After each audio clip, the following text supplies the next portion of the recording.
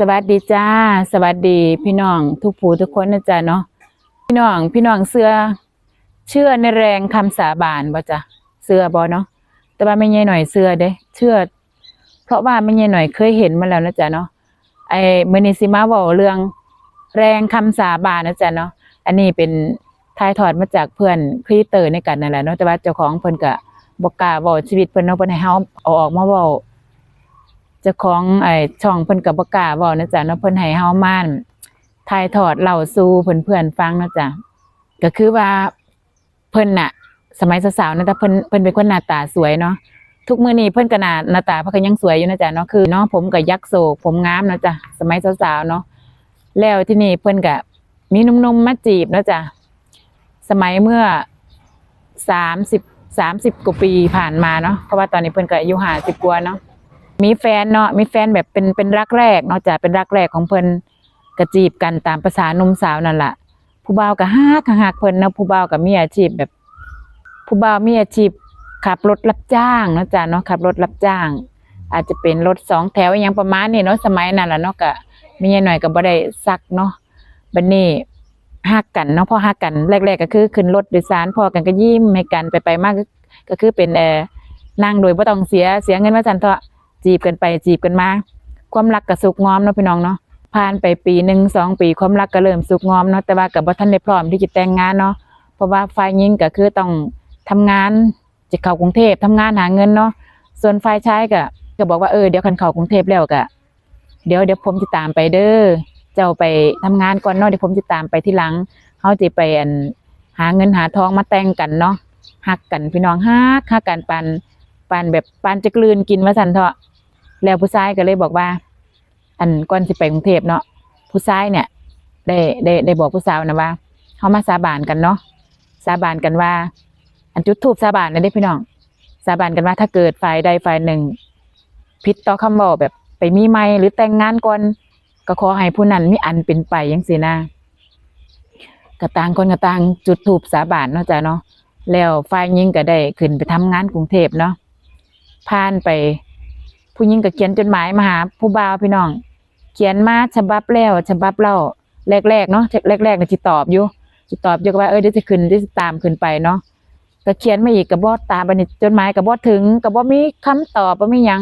ผ่านไป3 เดือน4 เดือนผู้ชายก็บ่ขึ้นไปจักเทื่อพี่น้องสมัยก่อนการสื่อสารมันบ่คือซุมื้อนี้เนาะทุกอย่างคือรอจดหมายอย่างเดียวจดหมายแต่ละฉบับก็ใช้แบบอาจจะเป็นครึ่งเดือนได้บางที่พี่น้องถ้าพอไม่ใหญ่หน่อยเคยเขียนจดหมายสมัยก่อนบางทีครึ่งเดือนนะถึงจะได้รับเนาะตอบกลับไปตอบกลับมาก็คือใช้เวลาเป็นเดือนสิเนาะอันนี้ผ่านไป3 เดือน4 เดือนผู้บ่าวก็เซาตอบจดหมายแล้วก็บ่ขึ้นมาเนาะฝ่ายผู้หญิงก็ทำงานอยู่กรุงเทพเนาะแต่ก่อนก็เป็นแม่บ้านเป็นอีหยังไปตามนั่นแหละรับจ้างทั่วไปตามภาษาคนอีสานได้ขึ้นไปนะเนาะเพิ่นก็ไปเป็นเฮ็ดงานบ้านประมาณนี้แหละพี่น้องนั่นแหละแล้วบัดนี้ก็อยู่ก็ได้รับจดหมายเนาะได้รับจดหมายจากผู้ชายว่าขอโทษเด้อผมมีความจำเป็นเนาะมีความจำเป็นที่จะต้องแต่งงานเพราะว่าพ่อแม่น่ะได้ไปสู่ขอผู้สาวให้แล้วคือว่าคลุมถุงชนมาสั่นเถาะเนาะถูกคลุมถุงชนทั้งสั่นแหละบัดนี้ฝ่ายหญิงก็ฮ้องไห้พี่น้องแบบว่าแบบเพิ่นฮักเป็นรักแรกของเพิ่นเนาะเพิ่นก็ฮ้องไห้แบบว่าฮ้องไห้แบบฮ้องไห้ว่าเจียนบ้าเลยประมาณนี้นะพี่น้องแบบบ่นึกบ่ฝันว่าผู้ชายสิเขียนจดหมายมาจังซี่เนาะทางผู้ชายนี่ก็คือว่าคือผู้ชายนี่เป็นคนที่ว่าค่อนข้างแบบว่าสมัยก่อนเนาะผู้ชายเฮาสมัยก่อนสิเป็นคนเชื่อฟังพ่อแม่เนาะบ่ว่าผู้หญิงบ่ว่าผู้ชายจังซี่เนาะสมัยรุ่นแม่ใหญ่หน่อยจังซี่นะส่วนมากลูกๆก็สิเชื่อฟังพ่อแม่เนาะพ่อแม่บอกอีหยังจังแม่พ่อแม่ให้หยังก็จะเฮ็ดตามจังซี่นะพ่อแม่เห็นว่าเห็นว่าดีไปขอผู้สาวให้ผู้สาวคนที่ไปขอก็เป็นคนดีเด้พี่น้องเป็นคนขยันขันแข็งทำมาหากินจังซี่เนาะเป็นคนขยันนั่นล่ะแล้วทีนี้มือแต่งพี่น้องมือแต่งเนาะฝ่ายหญิงที่อยู่กรุงเทพเนาะก็มางานแต่งเจ้าบ่าวนะพี่น้องมางานแต่งเจ้าบ่าวพี่น้องแค่ไปยืนมองแบบคนก็หลายเนาะแค่ไปยืนแอบมองนะพี่น้องน้ำตาไหลยาวแบบจนได้ถอยหลังออกมาห้องไห้แบบห้องไห้ไปกับถนนน่ะพี่น้องห้องไห้แบบห้องแทบเจียนบ้าเลยห้องใครอีหลีว่าซั่นเถาะอันนี้นางบอกให้ฟังเนาะอันเวลาเห็นนางบอกเฮาก็ฮู้ว่าเพิ่นต้องเสียใจแหละเพราะว่า ในขณะที่เพิ่นเว้านะความรู้สึกแบบเฮาฟังเนี่ยเฮายังแบบเพิ่นแสดงว่าเพิ่นก็คิดถึงอดีตเพิ่นคือกันสิเนาะเพิ่นก็ฮ้องบัดนี้อันชาวบ้านเห็นเขาชาวบ้านก็รู้โตนสินะรู้โตนเนาะชาวบ้านก็ดึงเพิ่นออกมาสินะดึงเพิ่นออกมาจากงานจากทางนะพี่น้องทางที่เข้าไปสู่บ้านเจ้าบ่าวเนาะเพิ่นไปแอบเบิ่งแล้วจังซี่นะไปแอบเบิ่งแล้วบัดนี้เพิ่นก็มาบัดนี้เพิ่นก็ฮ้องไห้หมดมือหมดคืนพี่น้องคิดแต่ภาพเก่าๆเคยจับมือกันเคยถือแขนกันเคยแบบหอมแก้มกันจังซี่เนาะก็ได้แค่นี้แหละพี่น้องคือคนสมัยก่อนความรักของคนสมัยก่อนคือให้เกียรติซึ่งกันและกันนะจ๊ะเนาะไม่มีอะไรเกินเลยไปกว่านี้เนาะเพิ่นก็คิดฮอดภาพเก่าๆพี่น้องคิดฮอดคำสัญญาคิดฮอดความสาบานกันนะคิดฮอดคำสาบานกันนะพี่น้องเพิ่นก็ได้ยกมือขึ้นไหว้ขึ้นอันด้วยความแค้นหรือจะเป็นแรงอธิษฐานหยังก็บ่รู้เนาะเพิ่นก็ได้อันยกมือไหว้นะพี่น้องเพิ่นได้ย่างไปบ่อนที่เพิ่นสาบานกันนะพี่น้องย่างไปยกมือไหว้เนาะเพิ่นก็บอกว่าอันคันอันเจ้าอันคันญาปูต้นไม้นะญาปูเนาะคันญาปูศักดิ์สิทธิ์อีหลีก็ขอให้คำอธิษฐานนั้นจงเป็นจริงเด้อเพิ่นว่าจังซี่นะอันลูกบ่ได้ผิดคำสาบานแต่เขาน่ะเป็นคนผิดคำสาบานขอให้ญาปูอันลงโทษเพิ่นแน่เด้อญาปูอันลูกปวดหลายลูกเจ็บหลายเจ็บเจียนบ้าเลยแบบเจ็บจนทนบ่ไหวคันญาปูศักดิ์สิทธิ์อีหลีก็ขอให้ญาปูมันว่าลูกมาทวงคำสาบานเนาะที่เคยสาบานไว้นะให้ญาปูลงโทษแน่เด้อหยังประมาณนี้เนาะนางก็นั่งห้องไห้ใต้ห่มไม้ที่เคยสาบานกันนะให้ยุงสั่นล่ะพี่น้องจนผ่านไปประมาณอาทิตย์2อาทิตย์เนาะนางก็เลยได้ขึ้นกรุงเทพใหม่ขึ้นกรุงเทพใหม่เพื่อที่จะไปทำงานนั่นแหละอันนางก็คิดหลายเนาะพี่น้องก็สงสารมีแต่คนสงสารเนาะ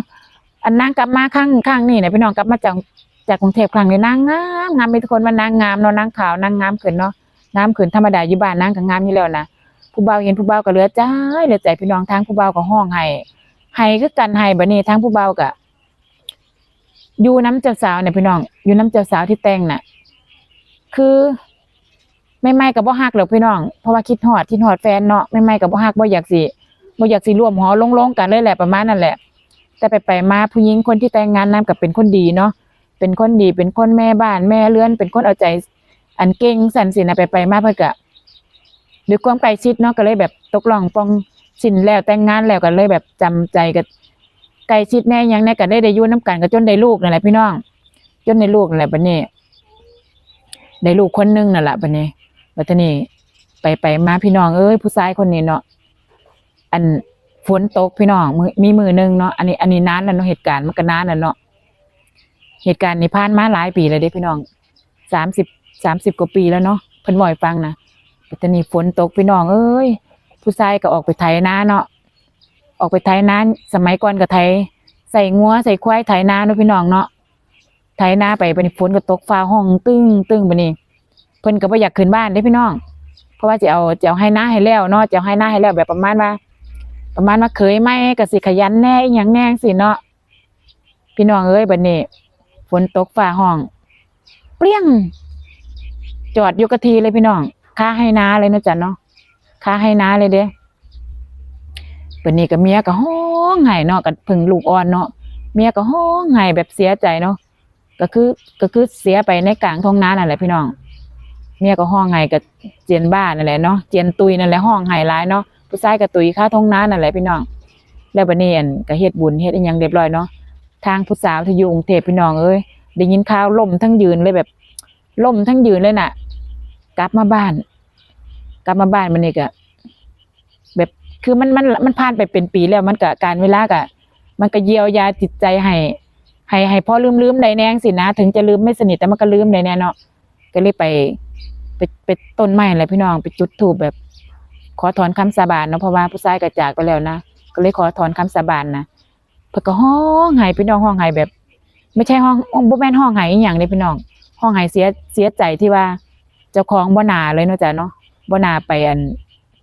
คือด้วยความแค้นนะพี่น้องด้วยความแค้นเนาะเจ้าของบ่น่าไปจังซั่นเลยจังซี่นะเพิ่นก็เสียใจปานนี้เพิ่นก็คล้องโสดมาพี่น้องเพิ่นบ่ยอมมีผู้ใดอีกเด้ผู้หญิงคนเนี้ยเพื่อนเขาไม่ใหญ่หน่อยนี่เนาะไม่ยอมมีใครเลยเนาะจนว่าผ่านไปจนว่าอายุเกือบ30 ปีเนาะผ่านไปเกือบ คือตอนเหตุเกิดตอนเพิ่นประมาณ20ปีเนาะวันนี้ผ่านไปเกือบ10ปีจนเพิ่นย่างเข้า30เพิ่นถึงเปิดใจมีครอบครัวเนาะแต่เชื่อบ่พี่น้องว่าเพิ่นมีครอบครัวเพิ่นมีรักครั้งใดก็สร้างความรักเพิ่นบ่เคยสมหวังเลยไม่เคยสมหวังเลยนะจ๊ะเนาะบ่รู้ว่าเป็นย้อนอีหยังก็บ่รู้เนาะแต่ความรักของเพิ่นนี่บ่เคยสมหวังเลยจนทุกวันนี้นะพี่น้องตอนนี้เพิ่นอายุเพิ่น55แล้วเนาะเป็นพี่ไม่ใหญ่หน่อยเป็นพี่แต่ว่าก็เป็นหมู่ฮู้จักกันนั่นล่ะเพิ่นก็อายุย่างซุมื้อนี้เพิ่นก็ยังครองโสดเพิ่นบ่มีแฟนเลยบัดนี้แต่ว่าชีวิตซุมื้อนี้เพิ่นก็เดินสายธรรมะเนาะออกปฏิบัติธรรมแล้วบัดนี้เพิ่นนั่นครองโสดมาจนทุกมื้อนี่เด้อพี่น้องไม่มีแฟนมาเป็นเวลา10กว่าปีแล้วเนาะบ่ยอมมีแฟนเลยเพราะว่ามีรักก็บ่สมหวังแต่งงานมีชีวิตคู่ก็บ่สมหวังคือว่าคันบ่ผู้ชายมีใหม่ก็ต้องมีอันให้เลิกกันจังซี่นะก็บ่มีลูกบ่มีเต้าบ่มีหยังเพิ่นก็เลยเดินสายปฏิบัติธรรมไปวัดนั่นวัดนี่ก็เลยได้พ้อกันเนาะจ้ะก็เลยได้พ้อกันก็เลยได้เจอกันก็เลยได้มานั่งเว้าบัดนี้ไปมาก็อ๋อต่างคนก็ต่างเป็นครีเอเตอร์ในกันเนาะครีเอเตอร์ทั้งเพจในกันจังซี่นะก็เลยได้ฮู้จักกันเพิ่นก็ว่ายายน้อยเพิ่นว่าเพิ่นเป็นพี่ข่อยอยู่ดอกแต่เพิ่นก็เอิ้นเฮายายน้อยเนาะเพิ่นนะเจ้าเอาเรื่องข่อยไปเว้าในเด้อแต่บ่ต้องเอ่ยชื่อบ่ต้องหยังดอกเพิ่นว่าจังซี่นะก็นี่แหละเนาะด้วยแรงคำสาบานคันบ่เชื่อก็บ่ลบหลู่นะจ๊ะเนาะพี่น้องเนาะขอบคุณหลายๆขอบคุณทุกผู้ทุกคนที่ติดตามรับชมนะจ๊ะเด้อมื้อหลังมีหยังก็เสียงมาบ่อยฟังอีกเนาะอันนี้ก็เป็นบรรยากาศหลังบ้านไม่ใหญ่หน่อยแหละพี่น้องอยู่แบบบ้านๆจังซี่แหล้วนะจ๊ะเนาะขอบคุณทุกการรับชมจ้าขอบคุณหลายๆจ้าสวัสดีจ้า